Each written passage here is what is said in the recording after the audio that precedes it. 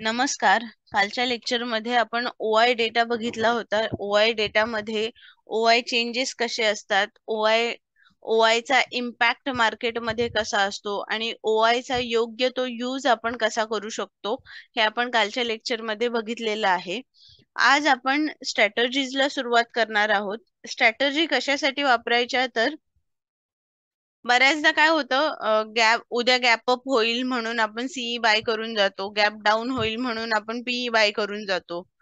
पण जर आपण ठरवलेल्या दिशेला जर मार्केट गेलं तर बऱ्यापैकी प्रॉफिट हा पहिल्या 5 ते 10 सेकंदामध्येच आपल्याला बघायला मिळतो. पण जर आपल्या विरुद्ध दिशेला जर मार्केट गेलं तर बऱ्यापैकी नुकसान सुद्धा आपल्याला बघायला मिळू शकतं. तर त्याची भीती कमी करण्यासाठी आपल्याकडे बऱ्याचशा स्ट्रॅटर्जीज आहेत. त्याच्यानंतर बाईंग साइडला ऍज आय सेड अर्लियर 33%च प्रॉफिट बायर्सला होतो आणि सेलर्सला 66% प्रॉफिट असतो. आपल्याला जर मार्केटचा ट्रेंड व्यवस्थितपणे माहिती असेल तर आपण आपली जी पोझिशन आहे ती व्यवस्थितपणे हेज करून एक स्टेबल इन्कम ऑप्शन आणि फ्युचरच्या माध्यमातून कमवू शकतो. त्याच्यानंतर काही काही जणांचं कॅपिटल हे 3 लाखाच्या वरती आहे, 2 लाखाच्या वरती आहे, तर ते लोक सुद्धा 100 लॉट मार्केटमध्ये मार्जिन वगैरे घेऊन ऑर्डर प्लेस करत असतात. पण योग्य पद्धतीने जर आपण या मार्जिनचा यूज केला तर हेच मार्जिन आपल्याला एक स्टेबल इन्कम खूप चांगल्या प्रमाणात आणि मोठ्या प्रमाणात देऊ शकतो. आता जर नुसतं बाईंग साइडला आपण गेलो, आपली पोझिशन आपण हेज नाही केली. हेज म्हणजे काय? प्रोटेक्ट करणे. जर तुम्ही कॉल घेतला असेल तर त्याला तुम्ही प्रोटेक्ट कसं करायचं, पुट जर घेतला असेल तर त्याला तुम्ही प्रोटेक्ट कसं करायचं, हे म्हणजे हेजिंग आहे. ओके, तर हेजिंग वगैरे आपण इन डिटेल बघणारच आहोत आजच्या लेक्चरमध्ये. तर पहिली गोष्ट, ज्यांचं कॅपिटल 2-3 लाख रुपये आहे त्यांनी जर योग्य मेथड वापरून योग्य स्ट्रॅटर्जी अप्लाय करून जर मार्केटमध्ये गेम खेळला तर नक्कीच आपण याच्यामध्ये विजयी होणार आहोत. आता एक जस्ट मला आठवलं, आम्ही जेव्हा लहान होतो त्यावेळेस एक गेम खेळायचो, टिक टॅक टोचा गेम. बऱ्याच लोकांना माहिती असेल हा गेम.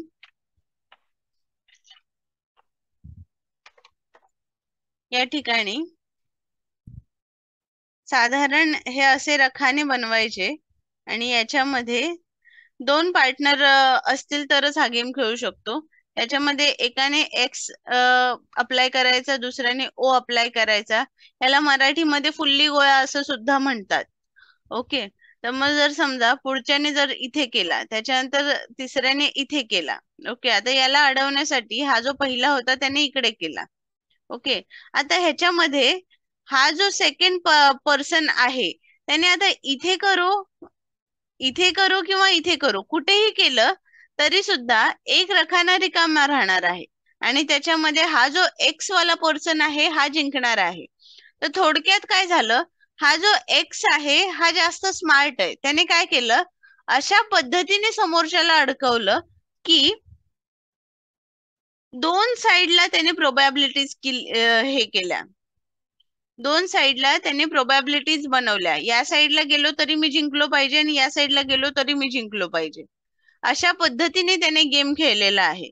तर मग थोडक्यात काय, आपल्याला पण हेच करायचंय मार्केट सोबत. मार्केटला आपल्याला ट्रॅप करायचं आहे आपल्या स्ट्रॅटर्जी मध्ये. योग्य पद्धतीने जर तुम्ही स्ट्रॅटर्जी वापरली मार्केटमध्ये तर तुमचा होणारा जो लॉस आहे तो मिनिमम असेल आणि प्रॉफिट तुमचा मॅक्झिमम असेल. जर तुम्ही सेल साइडला बसले आहात तर तुम्हाला एक फिक्स इन्कम मिळेल, म्हणजे फार कमी मिळतं सेलिंग साइडला प्रॉफिट, पण ते मिळवण्यासाठी पण खूप डोकं वापरावं लागतं. म्हणजे रिस्क फ्री रिवॉर्ड जे बोलतात ना, ते आपल्याला सेलिंग साइडला बसल्यानंतर मिळतं. समटाइम्स काय होतं, फ्युचर मध्ये नेकेड फ्युचर लोक बाय करतात आणि त्याच्यामुळे बरेचसे लॉसेस होतात लोकांचे. नेकेड फ्युचर म्हणजे काय, फक्त बाय साइडचा विचार करून फक्त बाय करायचा एखादा फ्युचर आणि त्याला खाली स्टॉप लॉस नाही, काही नाही. तर अशा वेळेस ह्यांची जी रिस्क असते ती अनलिमिटेड असते, किंवा तुमचा जो कॅपिटल आहे ती पूर्ण कॅपिटल शून्य होण्या इतपत रिस्क असते. ओके, आता आपण बघूया स्ट्रॅटजीज कोणकोणत्या आहेत आणि आपण कशा अप्लाय करू शकतो. त्यापूर्वी पुट आणि कॉल, बाय आणि सेल याच्यावरती एकदा आपण रिव्हिजन घेऊया, जेणेकरून आपल्याला व्यवस्थित पद्धतीने समजेल. आता आपल्याला मी पूर्ण पुट आणि कॉलची ऑप्शन समरीज काढलेली आहे. कॉल बाय केल्यानंतर काय होतं, पुट सेल केल्यानंतर काय होतं, पुट बाय केल्यानंतर काय होतं, हे सगळं आपल्याला याच्यामध्ये मिळणार आहे. ओके, आतापर्यंत जेवढं आपण शिकलेलो आहोत त्याची सगळ्याची ही इन शॉर्ट मी समरी बनवायचा प्रयत्न केलेला आहे या पीपीटी मध्ये. तर सर्वात पहिला आहे कॉल ऑप्शन बायर. जेव्हा आपण एखादा कॉल लॉंग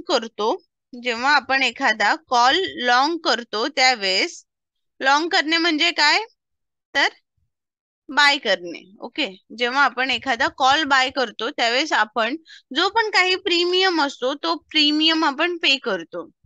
ओके, जो पण प्रीमियम आहे तो आपण प्रीमियम पे करतो.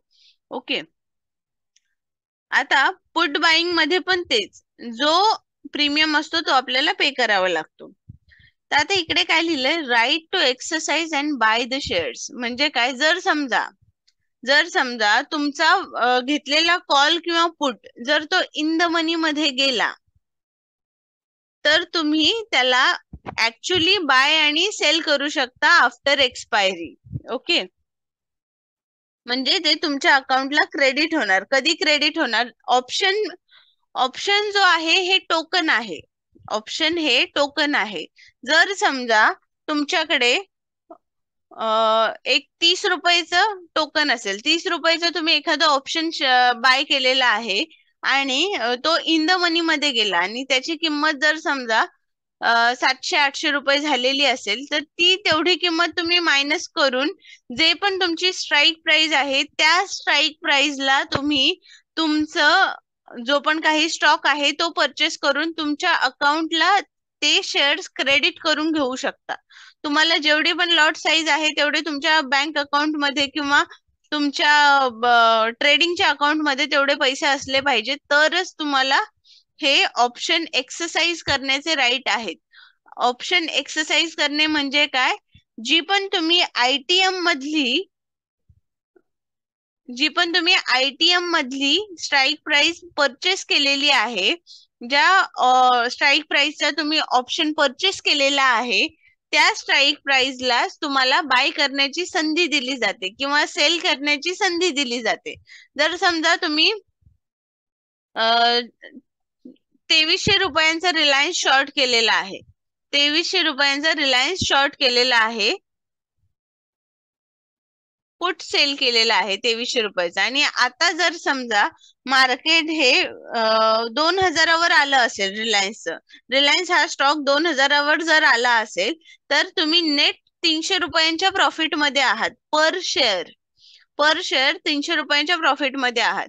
जेव्हा तुम्हाला ते क्रेडिट होणार शेअर्स त्यावेळेस तुम्ही 300 रुपयाच्या नेट प्रॉफिट मध्ये असणार. ओके, तर आता नेक्स्ट काय आहे, profits from rising price. Obviously जर तुम्ही कॉल घेतला असेल तर जेवढ्या प्राइजेस वरती जाणार तेवढा तुमचा कॉल वाढणार. आता या ठिकाणी पुट साइडला काय आहे, प्रॉफिट्स फ्रॉम फॉलिंग प्राइस. जेवढा तुमचा स्टॉक खाली जाणार तेवढा तुमचा पुट वरती जाणार. या ठिकाणी स्टॉक खाली जायला पाहिजे, या ठिकाणी स्टॉक वरती जायला पाहिजे. त्याच्यानंतर जेव्हा आपण कोणताही ऑप्शन पुटचा असो किंवा कॉलचा असो जेव्हा आपण बाय करतो त्यावेळेस आपला मॅक्झिमम लॉस किती होऊ शकतो त्याच्यामध्ये, जर समजा तुम्ही हा स्टॉक 20 रुपयाला बाय केलेला आहे. ओके, हा स्टॉक 20 रुपयाला बाय केला तर जास्तीत जास्त तुमच्या ह्याच्यामध्ये किती रुपये जातील, तर 20च रुपये. 20 रुपयाच्या वरती 1 रुपया सुद्धा तुमचा जाणार नाही, कारण की तुमची खरेदीच 20 रुपयाची आहे. ओके, तसंच पुट साइडला पण आहे. जेव्हा आपण एखादा ऑप्शन बाय करतो त्यावेळेस जेवढ्याची खरेदी असते तेवढाच आपला लॉस होऊ शकतो. पण आपल्याला जे रिवॉर्ड्स आहेत हे कितीही मिळू शकतात. आता 20 रुपयांच्या वरती हा स्टॉक 200 रुपयाला पण जाईल, 300 रुपयाला पण जाईल, 400 रुपयाला पण जाईल, त्याला काहीही लिमिट नाहीये. ओके, त्याच्यामुळे याच्यामध्ये लिमिटेड लॉसेस आणि अनलिमिटेड गेन्स आहेत. ओके, ऑप्शन मध्ये आपल्याला प्रीमियम पे करावा लागतो. जी ऑप्शन प्राइस आपली इन द मनी मध्ये आलेली आहे त्याच इन द मनीच्या रेटला आपल्याला स्टॉक्स तो क्रेडिट करून दिला जातो. त्याला म्हणायचं right to exercise and buy the shares at your strike price. त्याच्यानंतर प्रॉफिट्स फ्रॉम जेवढा स्टॉक वरती जाणार किंवा खाली जाणार तेवढं अकॉर्डिंग सीईपी तुमच्या प्राइजेस अप अँड डाऊन होणार. ओके, त्याच्यानंतर लिमिटेड लॉसेस आहेत आणि अनलिमिटेड गेन्स आहे. आता ऑप्शन सेलर किंवा ऑप्शन रायटर, सेलरलाच रायटर असं म्हटलं जातं. तर आता एखादा ज्यावेळेस कॉल शॉर्ट करतो आपण त्यावेळेस आपल्याला काय मिळतं, जो पण प्रीमियम असेल, म्हणजे जर समजा आता निफ्टी 16,000वरती आहे आणि 16,000चा प्रीमियम जो आहे, ओके, 16,000चा प्रीमियम जर समजा 130 रुपयांवर असेल आणि हा प्रीमियम जर तुम्ही शॉर्ट केला किंवा राईट केला तर तुम्हाला 130 रुपये रिसीव्ह होतात तुमच्या अकाउंटमध्ये. त्याच्यानंतर आहे obligation to sell shares if exercise. त्याच्यानंतर profit from falling prices or remaining neutral. जर समजा तुम्ही एखादा कॉल शॉर्ट केला असेल आणि मार्केट हे 16,000चं तुम्ही मार्केट 16,000ला आहे आणि 16,000चाच एटीएम तुम्ही शॉर्ट केलेला असेल तर जेवढं मार्केट कन्सोलिडेट होणार तेवढं त्याच्यामधली टाइम व्हॅल्यू कमी होणार. टाइम व्हॅल्यू कमी झाल्यामुळे त्याच्यातला प्रीमियम कमी होणार. ओके, आणि जर समजा जेवढं मार्केट खाली पडेल शॉर्ट केल्यानंतर जेवढं मार्केट खाली खाली खाली पडणार तेवढा तुमचा सीई पण खाली खाली खाली पडत जाणार. जर समजा 16,000चा सीई तुम्ही शॉर्ट केला असेल तर मार्केट जेवढं 16,000पासून खाली पडणार तेवढा तुमचा प्रॉफिट होत जाणार. तर जेव्हा मार्केट साइडवेज मध्ये असतं म्हणजे न्यूट्रल फेज मध्ये असतं तेव्हा आणि डाऊन साइडला असेल त्यावेळेस तुमचा शॉर्ट केलेल्या कॉल मध्ये प्रॉफिट जनरेट व्हायला सुरुवात होणार. आता ह्याच्यामध्ये जर समजा तुम्ही 130चा कॉल शॉर्ट करत असाल तर तुम्हाला 130 रुपये क्रेडिट होतात. पण जर समजा हा कॉल आपण शॉर्ट केलेला 130च्या वरती वरती वरती जायला लागला तर आपल्याला अनलिमिटेड लॉस होऊ शकतो. ह्याच्यामध्ये प्रॉफिट मॅक्झिमम किती होणार, 130 रुपयाचाच, कारण की 130 रुपयेच तुम्हाला मिळू शकतात. जेव्हा मार्केट 130च्या खाली जाणार तेव्हाच तुम्हाला प्रॉफिट होणार. जास्तीत जास्त 130 पॉइंट तुम्हाला मिळू शकतात आणि गेले तर किती जाऊ शकतात तर unlimited. There is no limit for option writing. म्हणजे जेवढे लॉसेस होणार ते सगळे अनलिमिटेड असणार. ओके, अनलिमिटेड लॉसेस आणि लिमिटेड गेन्स असणार ऑप्शन सेलिंग मध्ये. ओके, जर समजा तुम्ही पुट शॉर्ट केला. आता पुट शॉर्ट कधी करणार तुम्ही, ज्या वेळेस तुम्ही मार्केट वरती बुलिश असणार त्यावेळेस तुम्ही पुट शॉर्ट करणार. ज्यावेळी तुम्ही मार्केटमध्ये बेरिश असणार त्यावेळेस तुम्ही कॉल शॉर्ट करणार. आता बघा, पुट शॉर्ट करतोय तर आपल्याला ऑब्विसली प्रीमियम मिळणार. त्याच्यानंतर obligation to buy shares if exercise, म्हणजे तुम्हाला या ठिकाणी हे जे शेअर्स आहेत ते बाय करावेच लागणार आहेत. त्याच्यानंतर profit from rising prices or remaining neutral. Okay,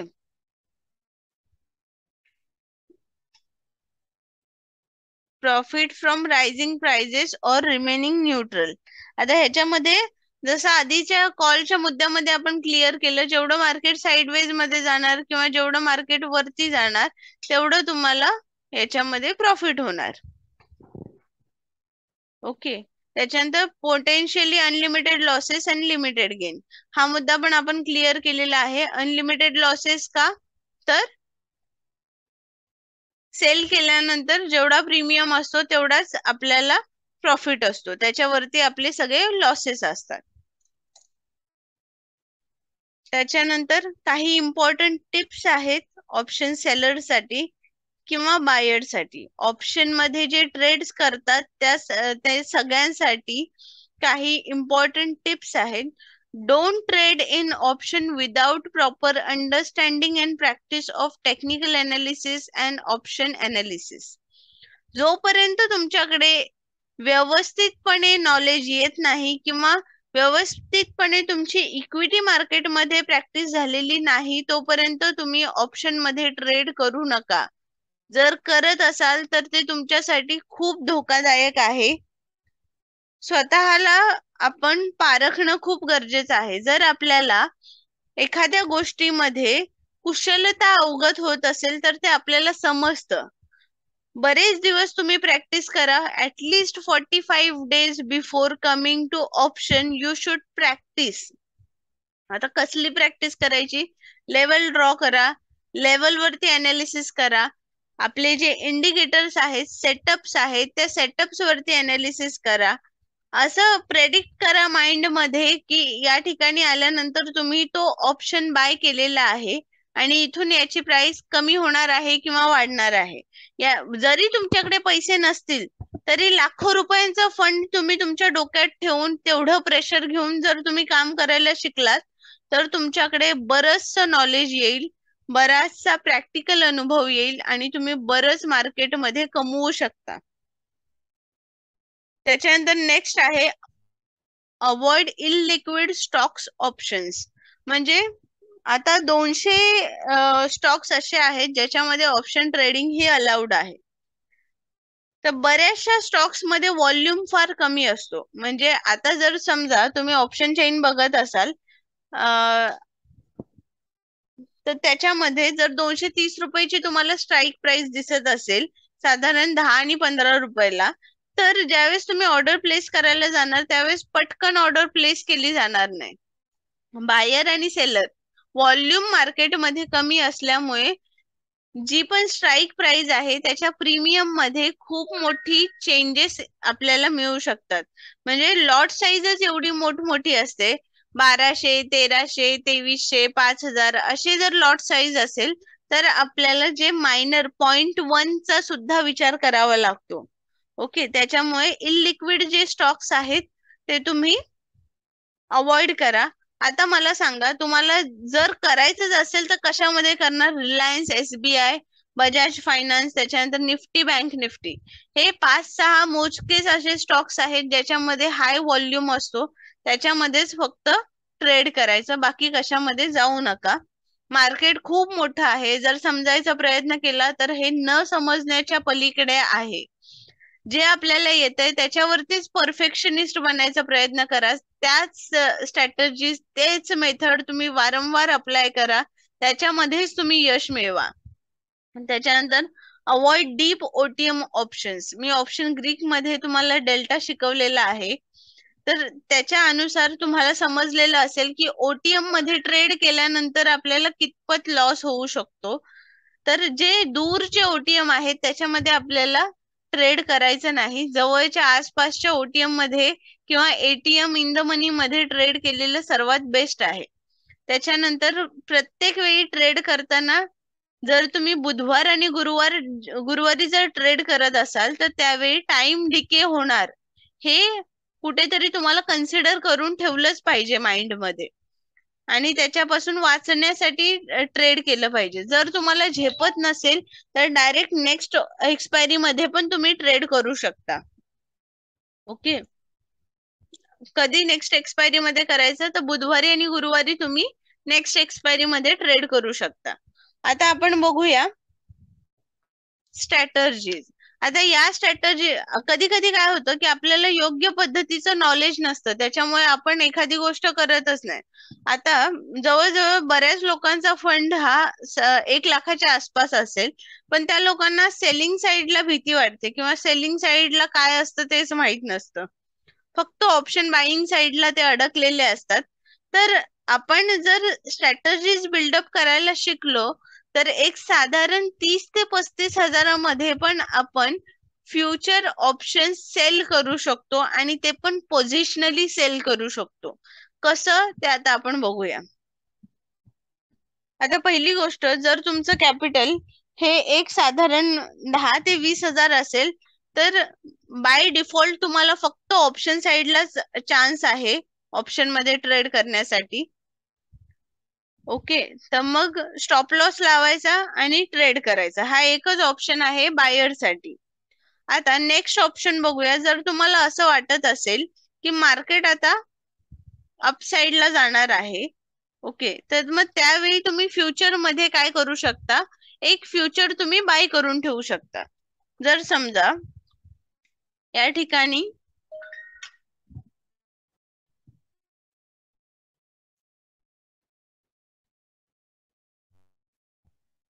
आता आपण या ठिकाणी साधारण 16,000वर आहोत आणि तुम्हाला असं वाटतंय आता या महिन्याभरात हा जो निफ्टी आहे हा 16,000चा साधारण एक 17,000 होण्याची शक्यता आहे. ओके,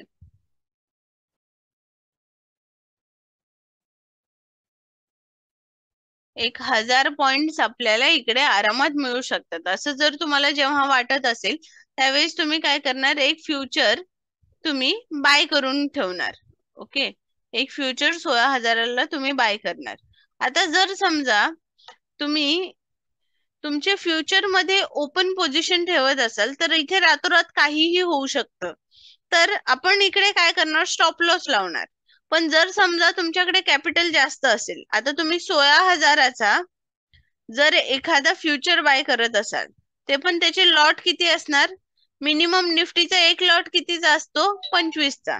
आता ह्याच्यामध्ये 16,000वरती तुम्ही 1,000चं टार्गेट ठेवून जर तुम्ही ट्रेड घेणार असाल तर मिनिमम तुमचा 200 रुपयाचा तरी इथे स्टॉप लॉस असणार आहे. तर मग आता इन्स्टेड ऑफ स्टॉप लॉस आपण काय करतो, एक पुट बाय करून ठेवतो. आता 16,000चाच एटीएमचा एक पुट आपण बाय करून ठेवणार. आता याने काय होणार, जर समजा मार्केट इथून वरती गेलं तर तुमचा जो फ्युचर आहे तो तुमचा प्लस मध्ये येणार आणि प्लस हा पुट आहे हा तुमचा निगेटिव्ह मध्ये येणार. कुठपर्यंत निगेटिव्ह मध्ये असणार, हा जोपर्यंत 0 होत नाही तोपर्यंत हा निगेटिव्ह मध्येच असणार. ओके, तर आता तुमचा ऍक्च्युअल प्रॉफिट या ट्रेड मध्ये कुठून सुरू होणार, या ठिकाणी म्हणजे 16,200 ची लेवल जेव्हा ही क्रॉस करणार त्यावेळेस तुमचा ऍक्च्युअल प्रॉफिट व्हायला सुरुवात होणार. म्हणजे तुमचा नेट प्रॉफिट किती असणार आहे, 800 रुपये नेट प्रॉफिट असणार आहे आणि 200 रुपयाचा इकडे लॉस असणार आहे. स्टॉप लॉस लावण्याच्या ऐवजी दोन्ही साइडला आपण पोझिशन आपली हेज करतोय. ऑप्स्ट्राची एक वेबसाइट आहे,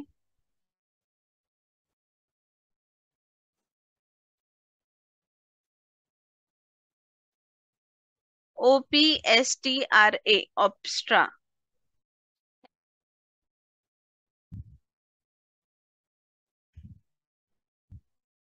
आता ह्याच्यामध्ये स्ट्रॅटजी बिल्डर मध्ये आपण आलेलो आहोत. एक फ्युचर बाय करायचा. आता करंट प्राइस किती आहे, 16,073 ही निफ्टीची करंट प्राइस आहे आणि फ्युचरची प्राइस काय आहे, करंट प्राइस म्हणजेच काय, स्पॉट प्राइस. आणि फ्युचरची प्राइस किती आहे, 16,086 रुपये. म्हणजे साधारण हा जो निफ्टी आहे हा 13 रुपयांच्या प्रीमियम वरती सध्याला ट्रेड करत आहे. आता जर समजा तुम्हाला असं वाटत असेल की निफ्टी आताच्या मुवमेंट पासून हा एक साधारण 1000 पॉइंटची मूव्ह करणार आहे, निफ्टी हा स्ट्रॉंग सपोर्टला आहे, तर मग तुम्ही काय करणार, फ्युचर बाय करणार. बरोबर, 28 जुलै म्हणजे या एक्सपायरी म्हणजे फ्युचरची एक्सपायरी ही मंथलीच असते. म्हणजे या मंथली एक्सपायरीचा तुम्ही एक फ्युचर बाय करणार. ओके, एक लॉट मी बाय करते आणि ऍड पोझिशन केलं की किती रुपयांचं मार्जिन हवं आणि कधीपासून तुमचा प्रॉफिट सुरू होणार हे तुम्हाला या ठिकाणी आता इकडे दाखवणार. साधारण 98,000 रुपये तुमच्या अकाउंटला असले पाहिजेत. त्याच्यानंतर तुमची बाईंग प्राइस किती आहे, 16,086 रुपये. ओके, तर तुमचा प्रॉफिट कधीपासून सुरू होणार, 16,086 रुपयांपासून. म्हणजे ओके, या ठिकाणी 16,087 पासून तुमचा पुढे प्रॉफिट सुरू. आता ह्याच्यामध्ये मॅक्झिमम प्रॉफिट किती असणार, तर जेवढं तुम्ही जास्त वरती जाणार तेवढा तुमचा प्रॉफिट, आणि मॅक्झिमम लॉस किती असणार, जेवढं तुम्ही इन्व्हेस्ट करताय तेवढा सगळा तुमचा लॉस होऊ शकतो जर तुम्ही योग्य स्टॉप लॉस लावत नसाल तर. तर आता ऑप्शनला सॉरी फ्युचरला जर तुम्हाला स्टॉप लॉस लावायचा असेल तर स्टॉप लॉसचा एक वेगळा ऑप्शन असतो. पण स्मार्ट पद्धतीने जर स्टॉप लॉस लावायचा असेल, एक असा स्टॉप लॉस जो हिट झाल्यानंतर सुद्धा आपण प्रॉफिट मध्ये येऊ शकतो, असा जर स्टॉप लॉस लावायचा असेल तर आपण काय करणार, पुट बाय करणार. ओके, या ठिकाणी बघा मी ऑप्शन सिलेक्ट केलेला आहे आणि पीई सिलेक्ट केले. आता 16,086 रुपये किंमत होती काहीतरी, म्हणजे 16,100 हा आपला एटीएम झाला. तर मग मी एटीएम चा एक पुट बाय करते. ओके, आणि याला एक क्वांटिटीने मी ऍड केलेला आहे. आता या ठिकाणी तुम्ही बघू शकता एक फ्युचर आहे आणि एक एटीएम पुट आहे. ओके, तर आता या ठिकाणी बघा, मॅक्झिमम लॉस हा मगाशी अनडिफाईन्ड होता, म्हणजे कितीही तुमचा लॉस होऊ शकतो, इवन इथपर्यंत की तुमचे जेवढे लावलेले पैसे आहेत ते सगळे पैसे शून्य होण्या इतपत तुमचा लॉस दाखवत होते. आता आपल्या पोझिशनला आपण एक स्टॉप लॉस लावलेला आहे किंवा हेज केलेली आहे आपण आपली पोझिशन. कशाच्या माध्यमातून? पुटच्या माध्यमातून. हेज म्हणजे काय? पाठलाग करणे.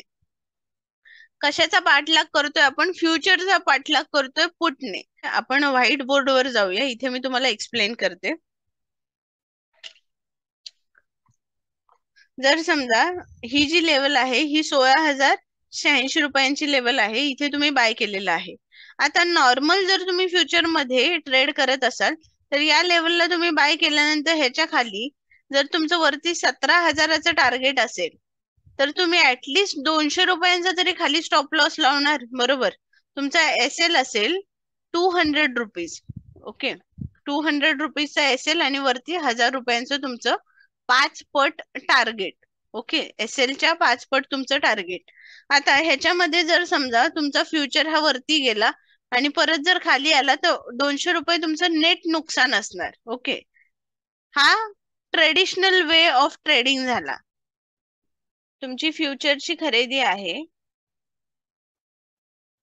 16,086 रुपये. ओके, आणि तुमचा पी तुम्ही खरेदी केलेला आहे 229 रुपीजला. ओके, फ्युचर 16,086, पी आहे 229 रुपीजला. आता जेव्हा तुम्ही डॉट 16,086 ला येणार फ्युचर मध्ये, त्याच्यानंतर तुमचा इकडे प्रॉफिट झोन सुरू होणार. आता सर्वात पहिल्यांदा तुम्ही पीई पण बाय केलेला आहे, त्याच्यामुळे तुमच्या बाईंग व्हॅल्यू वरती जोपर्यंत पुटची व्हॅल्यू निघत नाही, म्हणजे 229 रुपीज प्लस झाल्यानंतर मग तुमचा इथून ऍक्च्युअल प्रॉफिट सुरू होणार. ओके, आता इथे 17,000चं तुमचं टार्गेट आहे, तर मग हे अचीव झाल्यानंतर 800 रुपीजच्या आसपास तुमचा इकडे प्रॉफिट होईल. ओके, जर समजा तुम्ही डाऊन साईडला आलात तर पहिली गोष्ट, जेवढं तुम्ही डाऊन येणार तेवढा तुमचा फ्युचरची व्हॅल्यू पण कमी कमी कमी होत जाणार, बरोबर?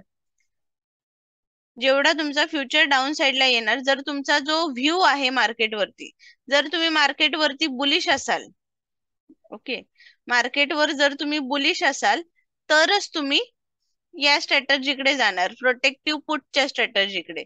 म्हणजे तुम्ही फ्युचर मध्ये आहात, फ्युचरला तुम्ही बाय करत आहात आणि त्याला तुम्ही पुटने हेज करत आहात. ओके, तर मग आता जर तुमचा व्ह्यू रॉंग झाला, बुलिशच्या ऐवजी मार्केट जर बेरिश झालं, तर या सिनारिओ मध्ये काय होणार?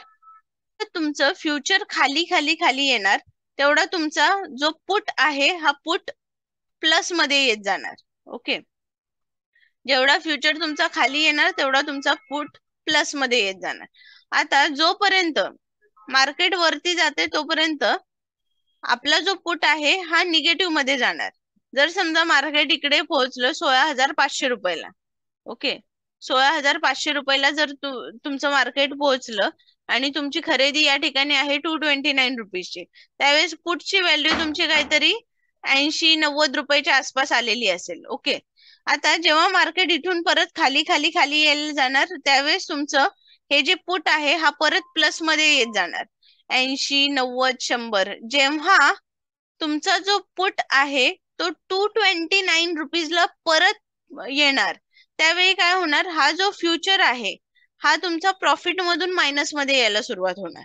ओके, जेव्हा हा फ्युचर 1 ने मायनस होणार, म्हणजे 1 ने मार्केट खाली पडणार, त्यावेळेस पुट तुमचा 1 ने वरती जाणार 230 रुपीज, कारण की आपण दोन्ही पण ऍट द मनी केलेलं आहे. फ्युचर आपण जेव्हा बाय करतो त्यावेळेस आपल्याला ऍट द मनीच बाय करावं लागतं, आणि आपण जो पुट बाय केलेला आहे तो पण ऍट द मनीचाच आपण बाय केलेला आहे. तर इकडचा फ्युचरचा 1 रुपयाचा लॉस हा आपला पुट भरून काढणार. ओके. आता ह्याच्यामध्ये मगाशी आपण जे बघितलं ऑप्स्ट्रावरती, त्याच्यामध्ये 10,800 रुपये लॉस दाखवतात. तर हा लॉस कसला आहे, तर हा लॉस आहे तुमच्या टाइम व्हॅल्यूचा. हे जे आपण पुट परचेस करतोय ह्याच्यामध्ये टाइम व्हॅल्यू आहे. ओके, टाइम व्हॅल्यू आहे. तर मग जोपर्यंत हा पुट निगेटिव्ह मध्ये आहे, ओके, पुटची जेवढी टाइम व्हॅल्यू आहे तो तुमचा लॉस आहे. तर मॅक्झिमम टाइम व्हॅल्यूचा लॉस किती होणार आपल्याला, 10,800 रुपये. आपण मगाशी ज्या स्ट्रॅटर्जी कॅल्क्युलेटर वर बघितलं त्या अनुसार मॅक्झिमम लॉस हा आपला 10,800 रुपये. पण हा सर्वात सेफ गेम आहे.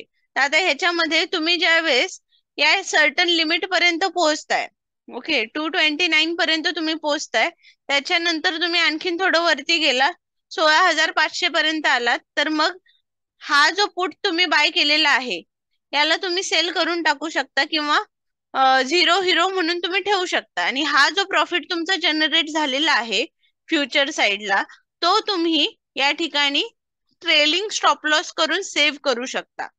ओके. तर अशा पद्धतीने तुम्ही पुढे बऱ्याच स्ट्रॅटर्जीज वगैरे शिकणार आहे. तर तुम्ही जे काम करत आहात मार्केटमध्ये त्याच्यावरती फोकस ठेवा, कॉन्सन्ट्रेशन ठेवा, मार्केटमध्ये नक्की यश मिळणार. भेटूया नेक्स्ट लेक्चर मध्ये नेक्स्ट स्ट्रॅटर्जी सोबत. तोपर्यंत टेक केअर.